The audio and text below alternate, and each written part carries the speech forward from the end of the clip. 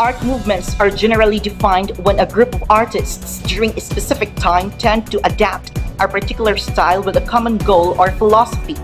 Art movements through history show us the new techniques, materials, and methods that artists use at the moment in time and sometimes even give us a glimpse into the timeline of general intellectual, moral, and cultural climate of an era.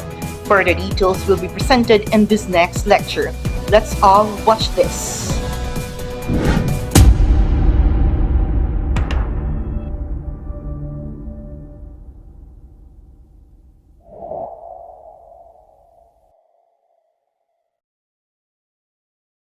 Good day, everyone.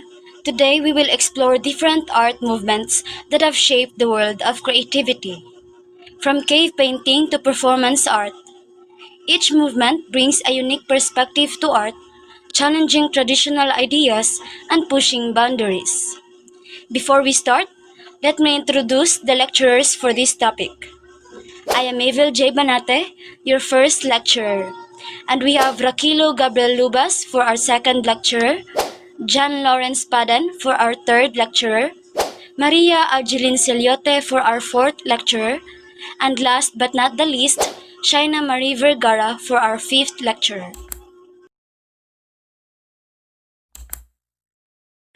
Art movement is a distinct artistic style, technique, or trend that maps a particular period of cultural development in the history of art. There are no strict rules defining a movement. Artists may follow specific principles or diverge entirely. Each movement is like a unique chapter in the story of artistic expression. Before we proceed, please be advised that we will encounter these acronyms within our lesson. BC means before Christ, BCE means before Common Era, AD means Anno Domini or after death of Jesus Christ, CE means Common Era, and BP means before the present. Without further ado, let's start with the timeline of the art movement. First, cave painting or parietal painting implies prehistoric origin dating back to the Ice Age, Upper Paleolithic, roughly between 40,000 and 14,000 years ago. These paintings were often created by Homo sapiens, or Latin for wise men, as stated in Charles Darwin's The Origin of Species by Means of Natural Selection. Denisovans, the members of a group of archaic humans who emerged 370,000 ago during the Pleistocene epoch or the Bridge Age, Eurasia, and Neanderthal, the hominin species that existed for at least 200,000 years ago throughout Europe and Western Asia. The first painted cave acknowledged as being Paleolithic or from the Old Stone Age was from Altamira in Spain.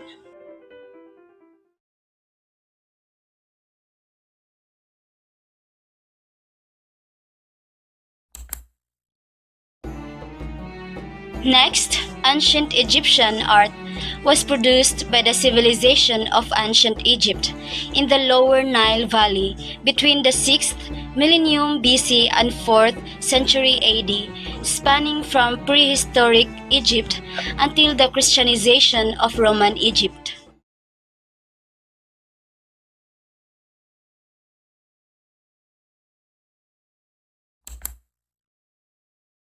Greek art began in the Cycladic and Minoan civilizations and gave birth to Western classical art in the subsequent geometric between 9th and 8th century. Archaic 600 to 480 BCE, Classical 480 to 323 BCE, and Hellenistic period 323 and 31 BCE. The Archaic period is usually dated way back 1000 BC. The Persian Wars of 480 BC to 448 BC are usually taken as the dividing line between the Archaic and the Classical periods. and the death of Alexander the Great in 323 BC is regarded as the event separating the classical from the Hellenistic period.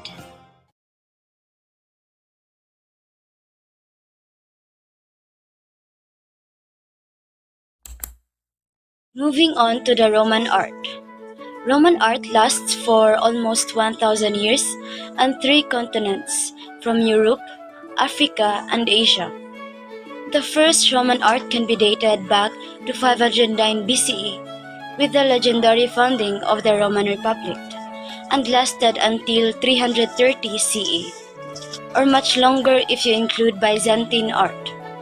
The prehistoric Roman art encompasses two periods: the Etruscan period, 2000 to 1000 BC, and the Roman period, 2000 BC to 400 AD. The Etruscan civilization flourished in central Italy between the 8th and 3rd century BCE. There are two main theories about the origin of the Etruscans. The first is that they migrated from Anatolia, also known as Asia Minor, a large peninsula or region in Turkey.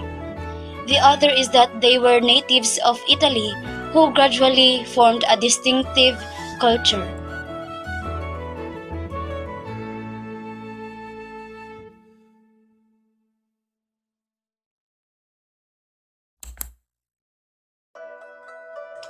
Lastly, the Chinese painting. Chinese painting is one of the oldest continuous artistic traditions in the world.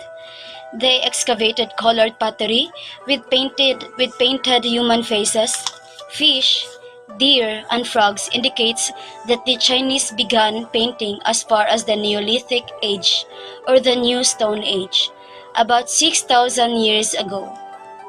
Much of what we know of early Chinese figure painting comes from burial sites, where paintings were preserved on silk banners, lacquered objects, and tomb walls.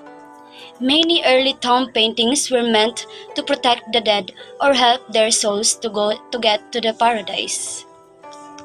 There are two main techniques in Chinese painting. First, gongbi, meaning meticulous, uses highly detailed brush strokes that delimit details very precisely. It is often highly colored and usually depicts figural or narrative subjects. It is often practiced by artists working for the royal court or in independent workshops. It has been dated as far as China's Han Dynasty, between 206 BCE to 220 CE. Second, ink and wash painting, also known as literati painting, is one of the four arts of the Chinese scholar official class. This practice first emerged under the Tang Dynasty between 618 to 907 AD, more than 1,000 years ago. It also appeared in the calligraphy, the sublime and central achievement of China.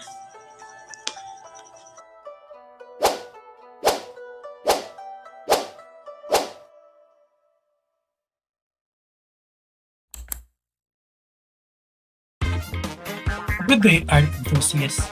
I am Rakino Gabriel Lubas, your lecturer number 2. Before we continue our discussions, let's have a game first. The name of the game is 4 pics in 1 word. Look at the 4 pictures presented to you and try to find the common theme or word that connects all 4 images. Good luck!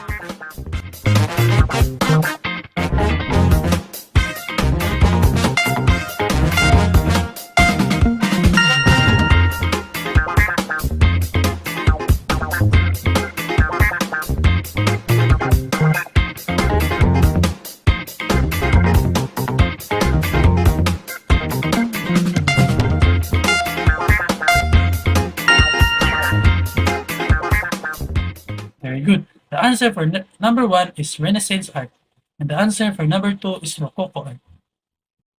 Now, as we continue to embark on captivating journey through the world of art, let's explore the rich tradition of Japanese painting, the transformative period of Renaissance art, and the distinctive style of Mannerism, Baroque, and Rococo art. Join me as we delve into the fascinating stories behind each art movement. We begin our exploration with Japanese painting, a unique art form that has captivated audiences for centuries. Japanese painting emphasizes harmony, simplicity, and a deep connection with nature. Let's dive into the world of Japanese art and discover its distinctive characteristics. Japanese painting, also known as Nihonga, evolved from ancient tradition and reflects the country's cultural heritage. It often features themes from nature, landscape, and traditional stories. The use of delicate brushwork, vibrant colors, and attention to detail creates a sense of tranquility and elegance in Japanese paintings.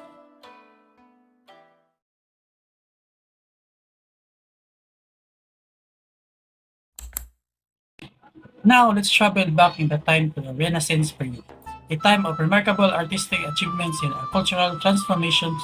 Renaissance art celebrated humanism, scientific advancement, and the revival of classical ideas. Within the Renaissance, we can identify three distinct periods.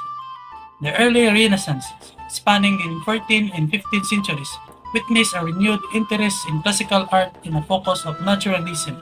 Artists like Giotto, Masaccio, and Fra Angelico sought to capture realistic human figures, perspective, and depth in their works.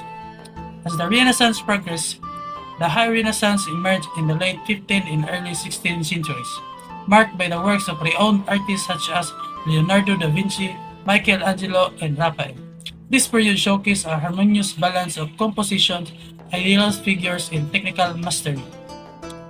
The late Renaissance, also known as the Mannerist period, followed the High Renaissance. Artists like Michelangelo and Pontormo embraced a more stylish approach and characterized by elongated figures, exaggerated poses, and intricate compositions. Mannerism challenged the conventions of High Renaissance and explored emotional intensity and complex symbolism. Moving forward, we enter the grandeur and drama of Baroque period, which spanned the 17th century. Baroque art aimed to evoke strong emotions, engage the viewer, and create a sense of awe. Baroque artists such as Caravaggio, Rembrandt, and Bernini mastered using light and shadow, known as chiaroscuro, to create dramatic effects. Their work often depicted religious and mythological subjects, with dynamic compositions, intense emotions, and intricate details. Next, let's explore the elegance and frivolity of Rococo art, which flourished in the 18th century. Rococo art embraced ornate decoration, delicate colors, and themes of love, romance, and nature. Artists like Watteau, Boucher, and Fragonard created enchanting scenes filled with playful cherubs, delicate pastel colors, and intricate details. Rococo art aimed to transport viewers to a world of beauty, fantasy, and escapism. In contrast to the extravagance of Rococo, Neoclassicism emerged in mid-18th century. Rome drew inspiration from the clean lines and noble ideals of Greek and Roman art. Championed during the Age of Enlightenment, this art movement passes through not just art and architecture, but also literature, music, and theater.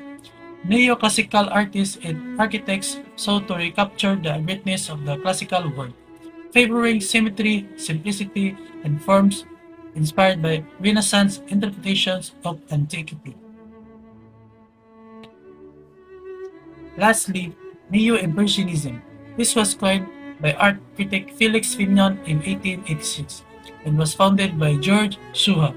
This movement used scientific applications of color and light to create urban and rural scenes. The movement used pointillism and diffusionism techniques to apply paint in dots or small strokes, aiming to achieve a harmonious vision from modern science. And there you have it, a glimpse into the captivating worlds of Japanese painting, Renaissance art and its three periods, as well as mesmerizing styles of Mannerism, Baroque, and Rococo art. Each art movement reflects the cultural, social, and artistic developments of each time, leaving an enduring legacy in the world of art. Furthermore, we can't overlook the significant contributions of Neo-Classicism with its revival of classical themes and forms, and Neo-Impressionism characterized by its use of distinct dots of pure color to create vibrant and luminous compositions. These movements further exemplify the evolving nature of art, showing the past while paving the way of new artistic expressions.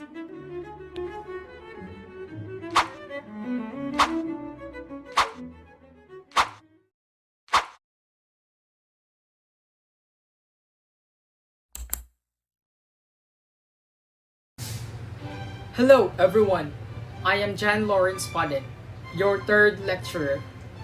We will delve into the rich mosaic of artistic expression that emerged during the late 19th and early 20th centuries. Our exploration begins with Impressionism. Impressionism emerged in the late 19th century among a group of Paris-based artists who sought to depict light in a new and accurate way. They moved away from the traditional methods of painting and focused on portraying the changing qualities of light in ordinary scenes. One of the key characteristics of Impressionist art is the use of visible brush strokes, which gave the paintings a sense of spontaneity and movement. With that, Impressionism was a revolutionary movement focused on the fleeting moments of everyday life and the effects of light on the natural world.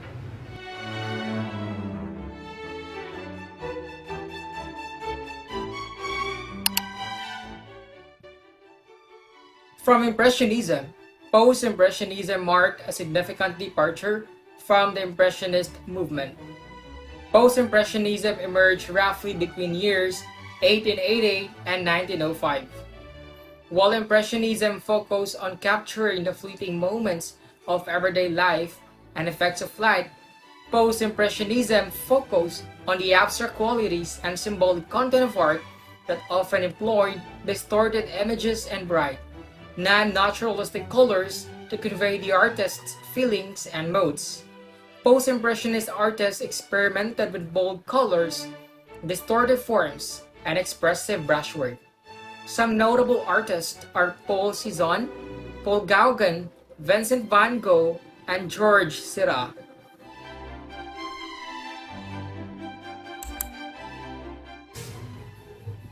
But our exploration doesn't stop there. Our journey through art history continues with the organic forms of Art Nouveau and the bold colors of Fauvism.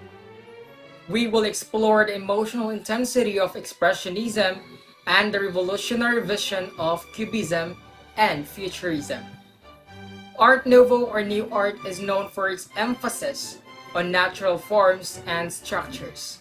It is a popular art movement that emerged between years 1890 and 1910. One of the features of Art Nouveau was its use of decorative flat patterns that are often characterized by curvaceous shapes and organic forms. Their decorative elements were often inspired by nature, with motifs such as birds, flowers, insects, and flowing, curvaceous lines being common themes. Art Nouveau was especially popular in architecture, where it was used to create buildings with elaborate facades and intricate details. However, by the early 20th century, Art Nouveau began to decline in popularity, being replaced by the architectural and decorative style known as Art Deco, which emerged in the 1920s.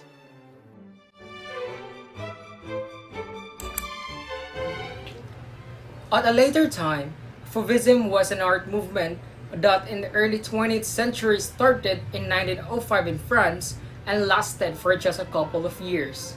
Fauvism used bolder, brighter, more unnatural, and intense colors and more boldly defined shapes. This movement got its name from art critics who called this artist les fauves, which in French means wild beasts. Some notable painters are Henri Matisse, André Derain, Maurice de Vlaminck, and Georges Braque. This movement was important because of its uniqueness and because it paved the way for some more abstract art movement that followed.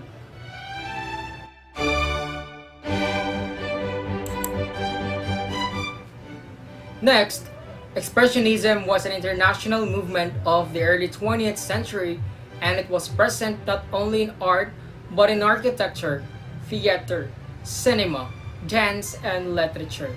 Expressionists aim to show through emotions in their works, and those emotions were often scary, dark, worrying, and well, not so positive, but Expressionists wanted to show life as it truly was for them, a life filled with anxiety and alienation present in modern world. They often used bold colors and more abstract forms in order to get their message across, or to say it more precisely, to show their emotions thoroughly. Also, this movement shows features of people, places, or things that were not as important as showing reality of one's inner world.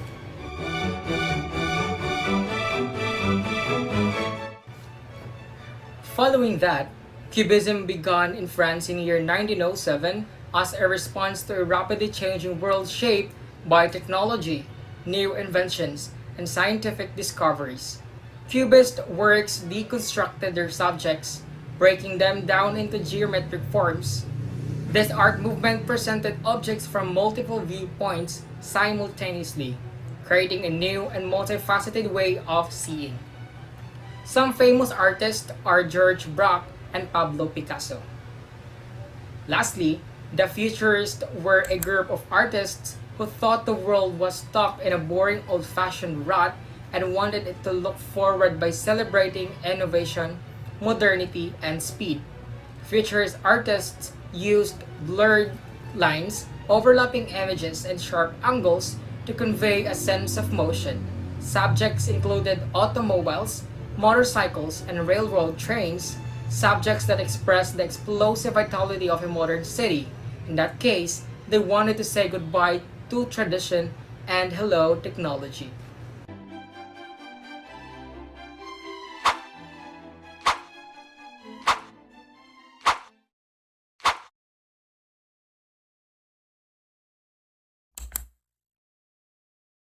Hi guys, I am Ariel Chinsiliere, your fourth lecturer. Transitioning to the mid-20th century, we encounter abstract expressionism, pop art, and post-minimalism, each pushing the boundaries of artistic expression in unique ways. Before that, let's have a game first. The name of the game is Guess the Art. Good luck.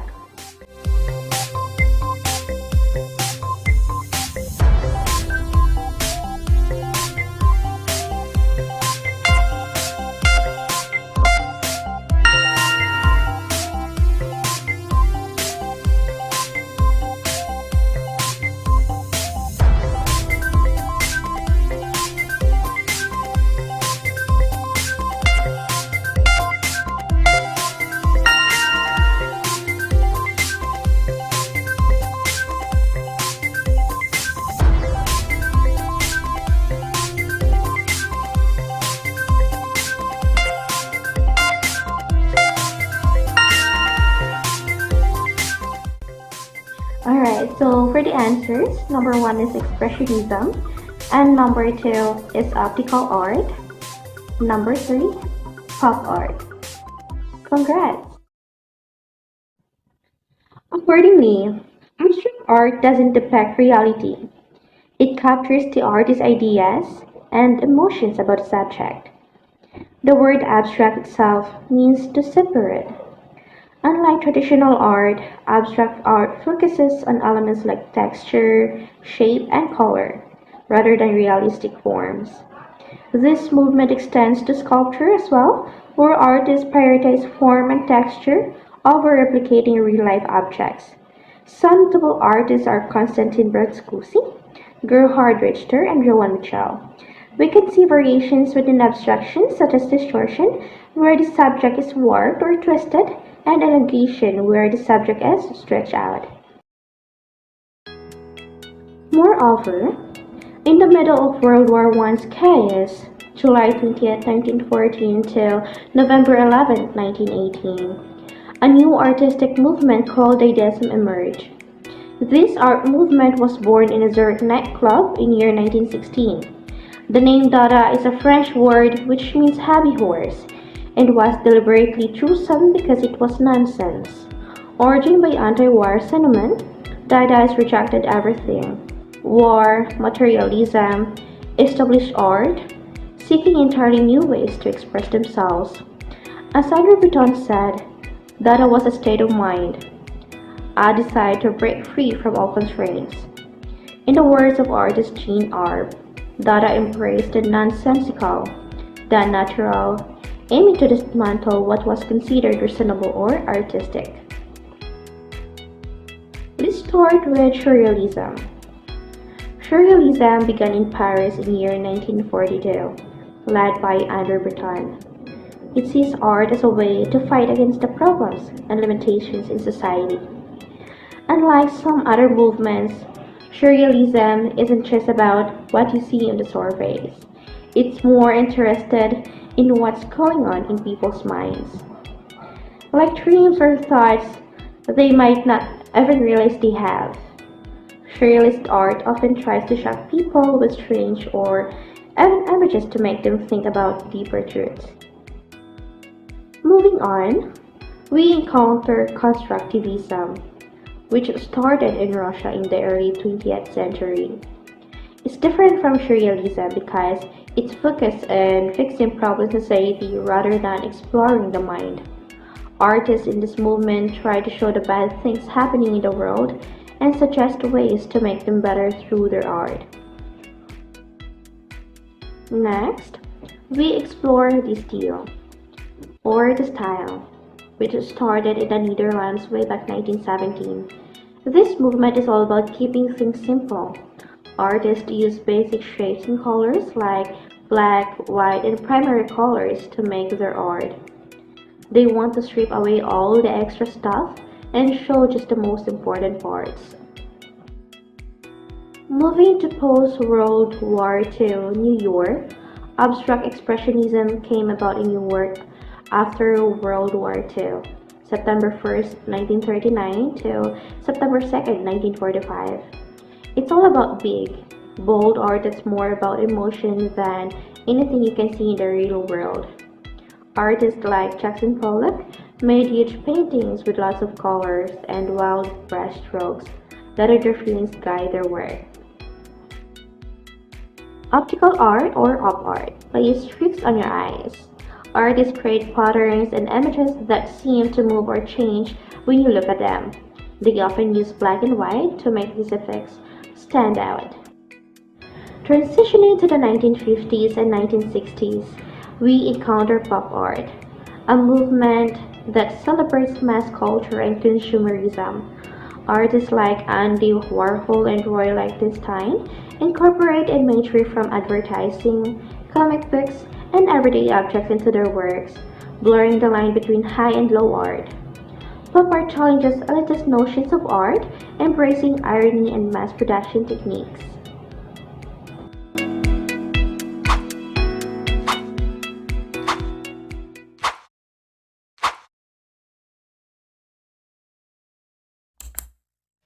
Good day again. I am the last lecturer to present today. I am Shaina Marie B. Vergara, and I hope you are still with us because right now we are down to the final topics. Now let's move on to post-minimalism. Post-minimalism came along in the late 1970s. Instead of using fancy materials, artists in this movement use simple, everyday stuff to make their art. They want to show that art doesn't have to be complicated or expensive to be meaningful. Finally, we dive into the realm of conceptual art, photorealism, installation art, body art, land art, and performance art, where artists challenge conventions and redefine the very essence of art. First, we have conceptual art. This art movement emerged in the 1960s, a revolutionary movement that challenged traditional notion of art in the 20th century. But what exactly is conceptual art? Conceptual art prioritizes the idea or concept behind the artwork over its physical form or aesthetic qualities. Instead of focus on traditional artistic techniques, Conceptual artists use various mediums and approaches to convey their ideas, including language, text, performance, and everyday objects. One of the key characteristics of conceptual art is it is emphasis on the concept or idea behind the artwork. This can take many forms, from exploring philosophical or political themes to questioning the nature of art itself. Conceptual art continues to push the boundaries of what art can be, inviting us to rethink our understanding of creativity, meaning, and the role of artists in society. Next is photorealism, which emerged in the late 1960s and early 1970s as an art movement characterized by its meticulous attention to detail and its use of photography as a source of inspiration and reference.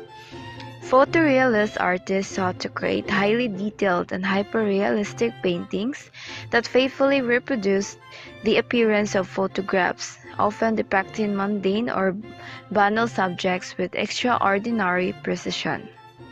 This meticulous process requires patience, precision, and a keen eye for detail. This is by far my favorite art movement. For me, photorealism is about capturing the essence of a moment and preserving it for eternity. I'm fascinated by the challenge of recreating reality on canvas and pushing the boundaries of what is possible with paint. Next is installation art, a contemporary art form that emerged in the 1960s and 1970s.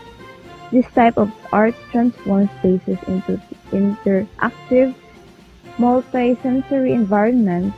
It uses various media and materials, including sculpture, video, sound, light, and found objects. Artists create these artworks for a specific location or context, often manipulating the space to create a unique and engaging experience.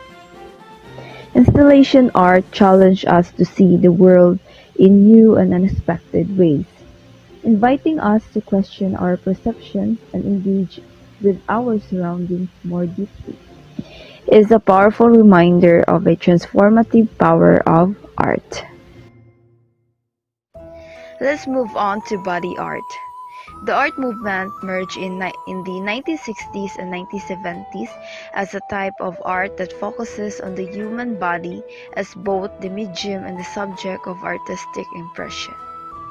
Body artists use their bodies or those of others as canvases, exploring themes such as identity, gender, sexuality, and the relationship between the body and society. Types of body art include face painting, body painting, tattooing, decorating fingernails and toenails, living statues, and human no-scope photography. I know you guys are very familiar with this type of art, especially body tattooing. The person that comes to mind when I hear the word tattoo is Apo Wangud, also known as Maria Ogay, our legendary tattoo artist from the Kalinga tribe in the Cordillera region of the Philippines. She was regarded as the last mambabatok or traditional Kalinga tattoo. After body art, now we have land art. This art movement started in America in the 1960s and early 1970s, also known as earth art or earthworks. It involves creating artworks directly in the landscape using natural materials like soil, rocks, plants, and water. Land art is site-specific, often found in the remote outdoor locations, and emphasizes the relationship between art, nature, and the environment. Land art offers a unique opportunity for artists to engage with nature profoundly and meaningfully. By creating this type of artwork, artists can raise awareness about environmental issues, foster a deeper connection to the natural world, and inspires stewardship of the earth.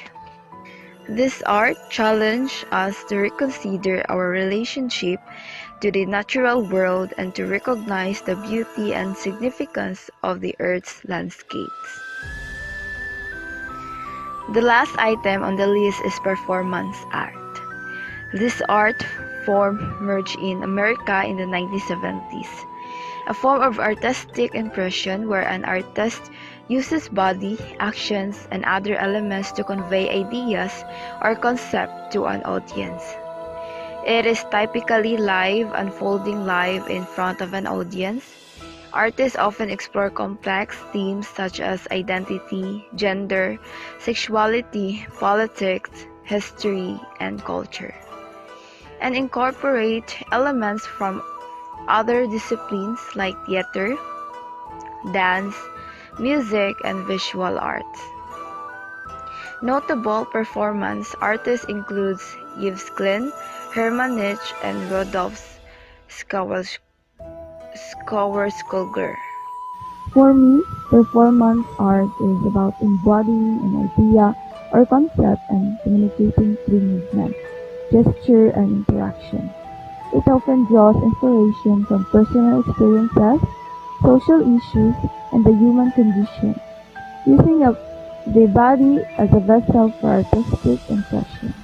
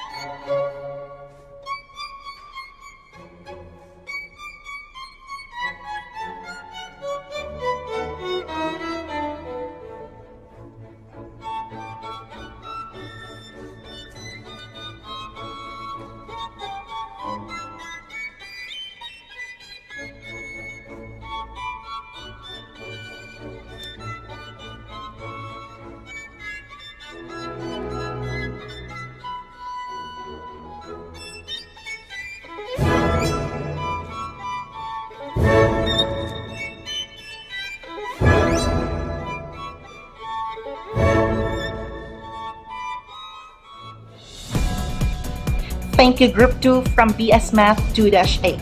The history of drama and the history of dances will be the next two topics to be explained.